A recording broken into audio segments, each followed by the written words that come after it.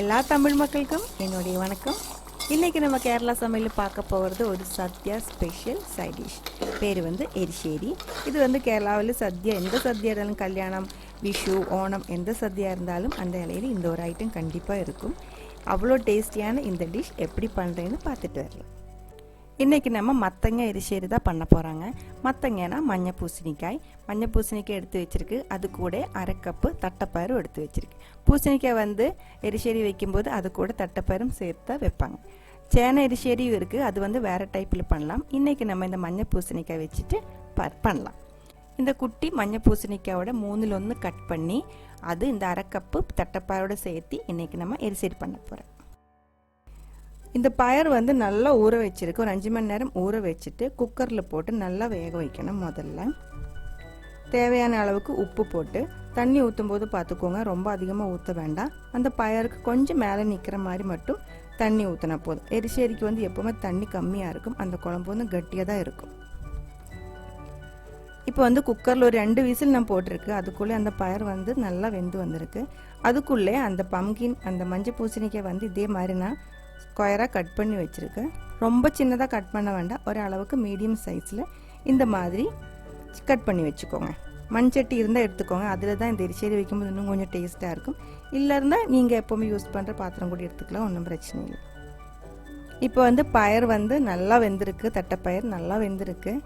பாருங்கள், தண்ணியோட அளவு பார்த்துக்கோங்க, அந்த அளவுக்கு தான் இருக்குது. இதே மாதிரி நம்ம இந்த மஞ்சள் பூசணிக்காயும் தேவையான அளவுக்கு வேகிறதுக்கு மட்டும் தண்ணி ஊற்றினா போதும். கொஞ்சமாக உப்பு போட்டு வேக வச்சுக்கலாம். இப்போ பூசணிக்காயும் நல்லா வேக வச்சு எடுத்துருக்கு. இப்போ இதுக்குள்ளே நான் ஒரு 4 பச்சை மிளகா சின்னதாக கட் பண்ணி போட்டுறேன். இதுக்குள்ளே காரத்துக்காக வேறு ரெட் சில்லி பவுடர் அந்த மாதிரி எதுவுமே போடலை. நம்ம லாஸ்ட்டு பெப்பர் பவுடர் தான் போடுறேன். அதுக்கு நீங்கள் போடும்போது இன்னும் கொஞ்சம் காரமாக இருக்கணும் அப்படின்னு தோணுச்சுன்னு ஒரு 2 பச்சை மிளகா அதிகமாக போட்டுக்கோங்க. இது ஸ்டவ்வில் கொதிக்க வச்சுருக்கு, மீடியம் ஃப்ளேமில் வச்சுக்கோங்க. அதுக்குள்ளே இதுக்கான தேங்காய் அரைச்சி எடுத்துக்கலாம். அரை கப்பு தேங்காய், அரை டீஸ்பூன் சின்ன ஜீரகம், ஒரு 4-5 சின்ன வெங்காயம், ஒரு அரை டீஸ்பூன் மஞ்சத்தூள். இது மிக்சியில் போட்டு கொஞ்சமாக தண்ணி ஊற்றி இதே மாதிரி நல்லா கட்டியாக அரைச்சி எடுத்துக்கோங்க. அரைக்கும்போது பார்த்துக்கோங்க, இதே மாதிரி ஃபைனாக அரையணும், நல்லா அரைச்சி எடுக்கணும்.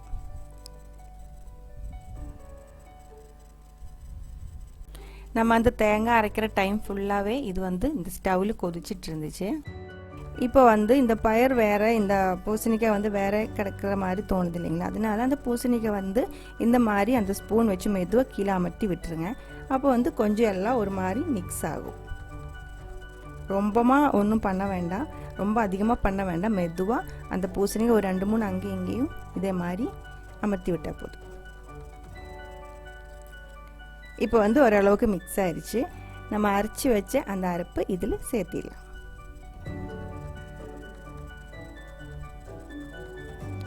இப்போ அந்த மிக்சிக்குள்ளே இருக்கிறதுக்குள்ளே கொஞ்சமாக தண்ணி ஊற்றி ஒரு 2-3 ஸ்பூன் தண்ணி ஊற்றி அதுவும் சேர்த்து இதுக்குள்ளே ஊற்றிடலாம். தண்ணி சேர்க்கும் போது நல்லா பார்த்துக்கோங்க, ரொம்ப தண்ணி ஊற்ற வேண்டாம். இந்த குழம்பு கட்டியாக இருக்க வேண்டிய குழம்பு. அதே மாதிரி போக போக லாஸ்ட்டு வரும்போது இந்த குழம்பு இன்னும் கொஞ்சம் கட்டியாக வரும். இப்போ இதெல்லாமே ஒரு டைம் கொதிக்க விட்டுடலாம். அது கொதிக்கிறதுக்குள்ளே நம்ம இதுக்குள்ளே தாளிக்க வேண்டிய ஐட்டம்ஸ் எடுத்துடலாம். ஒரு அரை கப்பு தேங்காய், ஒரு 3-4 ரெட் சில்லி, வரமிளகாய், ஒரு 4-5 சின்ன வெங்காயம், கொஞ்சம் அதிகமாக கறிவேப்பிலை நல்ல மணமாக இருக்கிறது அதிகமாக எடுத்துக்கோங்க. அப்போ குழம்புக்கு நல்ல வாசனையாக இருக்கும். ஒரு டேபிள் ஸ்பூன் தேங்காய் எண்ணெய் ஊற்றிருக்கு. அதில் அரை டீஸ்பூன் கடுகு போட்டு நல்லா வெடிச்சதுக்கப்புறம் நம்ம கட் பண்ணி வச்சுருந்த சின்ன வெங்காயம் அது போட்டு இதே மாதிரி நல்லா ஃப்ரை பண்ணணும். இந்த மாதிரி ப்ரௌன் கலரில் நல்லா ஃப்ரை பண்ணி எடுக்கணும். ரொம்ப பிளாக் கலரில் ஆகாமல் பார்த்துக்கோங்க. அதுக்கப்புறம் நம்ம கட் பண்ணி வச்சுருந்த ரெட் சில்லிஸ் போட்டுடலாம். வரமிளகாய் போட்டு அதுக்கப்புறம் தேங்காய் போட்டுக்கோங்க. தேங்காய் அதே மாதிரி நல்லா ஃப்ரை பண்ணி எடுக்கணும். தேங்காய் ஃப்ரை பண்ணி நல்லா கோல்டன், நல்லா டார்க் ப்ரௌன் கலரில் ஃப்ரை பண்ணணும். ஆனால் இதே மாதிரி பாதி ஃப்ரை ஆன உடனே நம்ம எடுத்து வச்சுருந்தா அந்த கருவேப்பிலை போட்டுடலாம். கருவேப்பிலை முதல்ல போட்டால் ரொம்ப ஸ்மெல் மாறி போயிடும், அதனால பாதியில் போடுறது நல்லாயிருக்கும். இப்போ தேங்காய் ஃப்ரை ஆகி ரெடியாக இருக்குது. இதே மாதிரி நல்லா டார்க் ப்ரௌன் கலரில் வந்திருக்கு. பாருங்கள், இப்போ கரெக்டாக இருக்குது, நல்ல மணமாக இருக்குது, நல்ல கிறிஸ்பியாக இருக்குது. இதே மாதிரி தான் வேணும். இப்போ வந்து இது நம்ம குழம்புக்குள்ளே போட்டு கொடுத்துடலாம். இப்போ அந்த தேங்காய் ஃப்ரை பண்ணுற அந்த டைம் அத்தனையும் இந்த குழம்பு வந்து சிம்மில் லோ ஃப்ளேமில் வந்து கொதிச்சுட்டு இருந்துச்சு. நீங்கள் அப்படி பண்ணும்போது பார்த்துக்கோங்க, லோ ஃப்ளேமில் வச்சாலும் அந்த இடையில கொஞ்சம் கவனிச்சிடுங்க. அதுக்குள்ளே இருக்கிற தண்ணி வந்து ரொம்ப கம்மியாகிடுச்சுன்னா நம்ம எரிசேரி வந்து ரொம்ப ட்ரையாக போயிடும். இப்போ வந்து நம்ம ஃப்ரை பண்ணி வச்ச தேங்காய் இதுக்குள்ளே போட்டுடலாம். போட்டுட்டு நல்லா மிக்ஸ் பண்ணிக்கோங்க. தேங்காய் போட்டதுக்கப்புறம் நம்ம இந்த கிரேவி வந்து இன்னும் திக்காயிடும். கொஞ்சம் அந்த தேங்காய் வந்து ட்ரையாக இருக்குது இல்லைங்களா, அதனால அந்த குழம்புக்குள்ளே இருக்கிற தண்ணி வந்து அந்த தேங்காய் வந்து அப்சர்வ் பண்ணும்போது நம்ம குழம்பு வந்து இன்னும் கொஞ்சம் திக்காயிடும். அந்த மாதிரி தான் வேணும் எரிசேரி.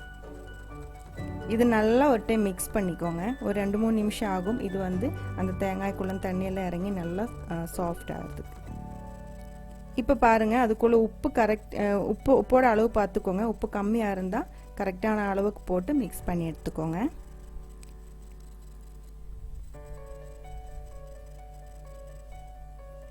இப்போ வந்து ஆல்மோஸ்ட் எல்லா இன்க்ரீடியன்ஸும் நம்ம இதுக்குள்ளே போட்டிருக்கு. ஆனால் ஒன்று மட்டும்தான் பேலன்ஸ் இருக்குது. அது என்ன, பெப்பர் பவுடர். பெப்பர் பவுடர் வந்து முதல்ல போடக்கூடாது. முதல்ல போட்டு கொதிக்க வச்சு அந்த பச்சை தண்ணிக்குள்ளே போடும்போது அதோட டேஸ்ட் மாறிடும். லாஸ்ட் இந்த மாதிரி ஒரு டீஸ்பூன் ஃபுல்லாக ஃபைனாக இருக்கிற பெப்பர் பவுடர் போட்டு நல்லா மிக்ஸ் பண்ணி எடுத்துக்கோங்க. அந்த ஸ்மெல்லு, அந்த டேஸ்ட்டு சூப்பராக இருக்கும், டிஃப்ரெண்ட்டாக இருக்கும். உங்களுக்கு இந்த டேஸ்ட்டு, இந்த குழம்பு கண்டிப்பாக பிடிக்கும்னு நினைக்கிறேன். பாருங்கள், இதுதான் நம்ம எரிசேரி.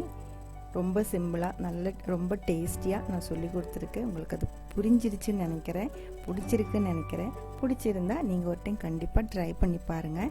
ட்ரை பண்ணி பார்த்ததுக்கப்புறம் உங்கள் கமெண்ட்ஸ் எல்லாம் சொல்லிடுங்க. இந்த சமையல் பிடிக்கிற ஃப்ரெண்ட்ஸுக்கு ஷேர் பண்ணி விட்டுருங்க. இதுவரைக்கும் நீங்கள் கொடுத்த சப்போர்ட்டுக்கு ரொம்ப ரொம்ப நன்றி. அடுத்த ஒரு சமையலோட, அடுத்த ஒரு கேரளா ரெசிபியோட உடனே பார்க்கலாம். அது வரைக்கும் வணக்கம்.